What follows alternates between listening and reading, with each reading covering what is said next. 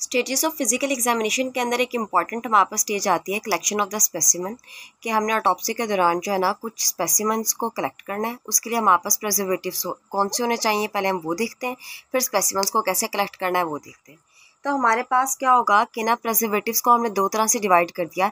एक हमने करनी है पैथोलॉजिकल एग्जामिनेशन, ठीक है, उसके लिए कौन सी प्रिजर्वेटिव है, और दूसरी हमने करनी होती है बायोकेमिकल एग्जामिनेशन। तो पैथोलॉजिकल एग्जामिनेशन के अंदर हमारा जो है ना यूनिवर्सल प्रिजर्वेटिव जिसको हम फॉर्मलिन कहते हैं, तो बेसिकली 10% फॉर्मलिन इस्तेमाल होता है पैथोलॉजिकल एग्जामिनेशन के अंदर। नेक्स्ट हमारे पास आ जाता है बायोकेमिकल एग्जामिनेशन के अंदर कौन कौन से प्रिजर्वेटिव्स हैं। सो बायोकेमिकल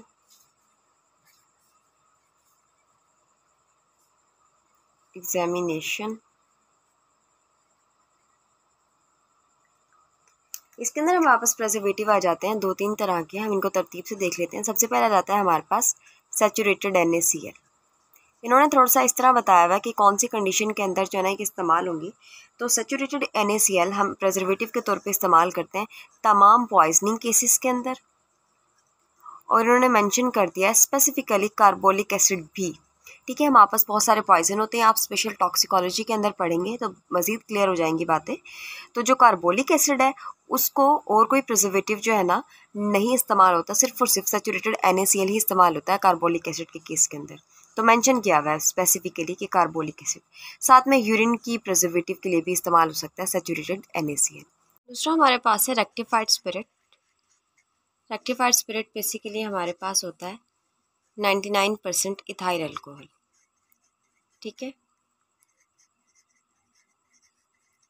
ये प्रिजर्वेटिव भी हमारे पास इस्तेमाल होता है यूरिन को प्रिजर्व करने के लिए।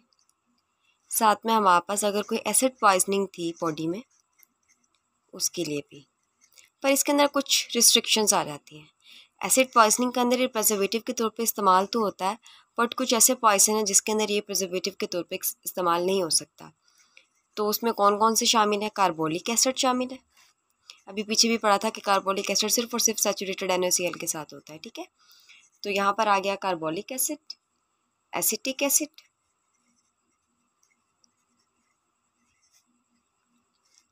Alcohol, phenol and phosphorus.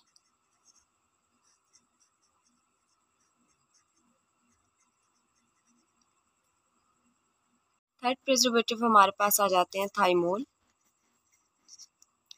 या कंसनट्रेटेड HCl ले लें, या फिर एक और चॉइस भी हमारे पास जिसको हम कहते हैं सोडियम बेंजोएट, और ये प्रिजर्वेटिव्स इस्तेमाल होते हैं स्पेसिफिकली यूरिन के लिए। तो ये हमने अभी तक पढ़े कि प्रिजर्वेटिव्स कौन कौन से होते हैं।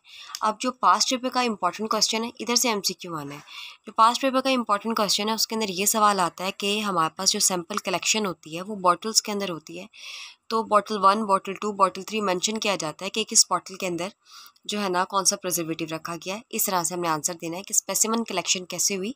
आंसर इस तरह से देना है कि स्पेसिमन कलेक्शन, सबसे पहले हम देखेंगे कि बॉटल 1 में क्या है। बॉटल 1 में आपने जो है ना स्टमक को कलेक्ट करना है प्लस उसके कंटेंट्स को। ठीक है, इसी तरह से बॉटल 2 आ जाती है हमारे पास। उसके अंदर आपने जो है ना 60 आउंस लेने हैं लिवर के, और लिवर की भी स्पेसिफिकली राइट लोब के। इसके साथ साथ गॉल ब्लैडर भी मौजूद होना चाहिए, वो राइट लोब में ही लाई करता है। साथ ही इसी बॉटल के अंदर एक ये हो गया, दूसरा स्प्लीन आ जाएगी, और थर्ड वन हमारे पास आ जाएगा 1 किडनी एडल्ट की केस के अंदर। और अगर ये हम किसी इन्फेंट का टॉप्सी कर रहे हैं तो 2 kidney in the case of infant. फिर आता है हमारे पास इसी तरह से 2 बॉटल्स हमने पढ़ ली। बॉटल 3, बॉटल 3 के अंदर हमने 3 feets of upper small intestine plus उसके अंदर जो भी कंटेंट है उस टाइम पर। ठीक है, इसको लेना है। बॉटल 4 वन के अंदर हमारे पास आ जाता है कि जो जो प्रिजर्वेटिव्स हमने यूज़ किए हैं इस ऑटोप्सी के अंदर उनको कलेक्ट करना है आपने बॉटल 4 के अंदर, प्रिजर्वेटिव्स यूज्ड। एंड बॉटल 5 के अंदर आपने देख लेना है 100 से 200 ml ऑफ यूरिन। और ये जो हमने बॉटल्स कलेक्ट किए हैं कि स्टमक आ गया हमारे पास, बॉटल 1 और उसके कंटेंट, बॉटल 2 के अंदर लीवर, गॉल ब्लैडर, स्प्लीन और किडनी, बॉटल 3 में अपर स्मॉल इंटेस्टाइन प्लस उसके कंटेंट, बॉटल 4 में प्रिजर्वेटिव्स और 5 में 100 से 200 ml ऑफ यूरिन। ये सारे के सारे रूटीन एग्जामिनेशन के अंदर है। ये है पास्ट पेपर के क्वेश्चन का आंसर कि स्पेसिमेन कलेक्शन आपने कैसे करनी है। ठीक हो गया। अब हम थोड़े से एमसीक्यू पॉइंट के लिए देख लेते हैं चीज़ें जो कि थोड़ी सी डिटेलिंग भी है, और ये चीज़ें आपको ना जब आप स्पेशल टॉक्सी पढ़ लोगे ज़्यादा अच्छे तरीके से याद हो जाएंगी, पर एक नज़र यहाँ पर भी ऑटोप्सी के अंदर भी हम देखते जाते हैं। अब हमने देखना है कि हमारे पास हमने कौन कौन सा मटीरियल कलेक्ट करना है किसी स्पेसिफिक केस के अंदर, किसी स्पेसिफिक पॉइजनिंग के केस के अंदर मटेरियल कौन सा कलेक्ट करना है हमारी बॉडी में से, और व्हेन रिक्वायर्ड, यानी कि किस वजह से या किस कंडीशन के अंदर वो रिक्वायर्ड था। ठीक है, तो इसके अंदर सबसे पहले एग्जांपल आ जाती है हमारे पास हार्ट की। हार्ट को आपने तब कलेक्ट करना होता है जब स्पेसिफिकली स्ट्रिक्निन पॉइजन दिया गया हो पेशेंट को, ये हार्ट पॉइजन होता है, प्लस हमारे पास डिजिटैलिस दिया गया। ठीक हो गया, एक ये बात हो गई।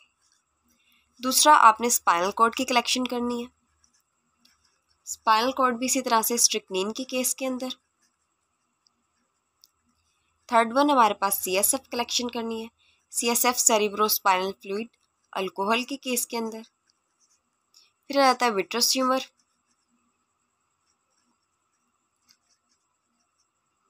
वो भी alcohol plus chloroform.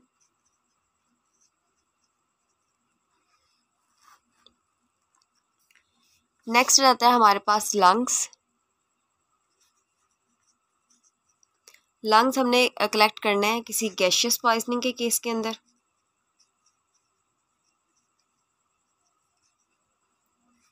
Plus alcohol के केस के अंदर, क्लोरोफॉर्म के केस के अंदर, और साथ में हाइड्रोजन साइनाइड के केस के अंदर आपने लंग्स कलेक्ट करने हैं। ठीक है, स्किन को कलेक्ट करना है specifically in the case of the injected poison.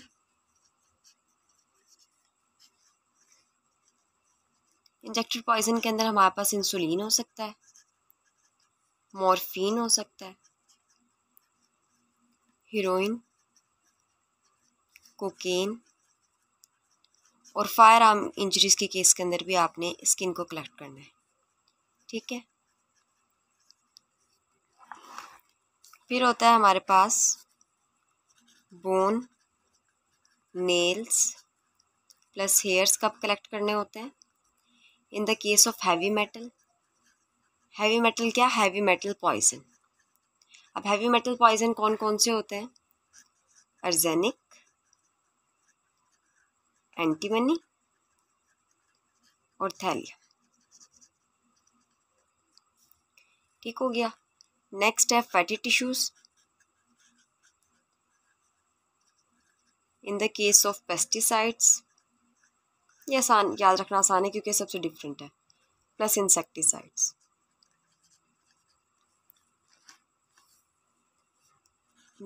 फिर है यूट्रस प्लस उसके appendages, specifically in the case of criminal abortion.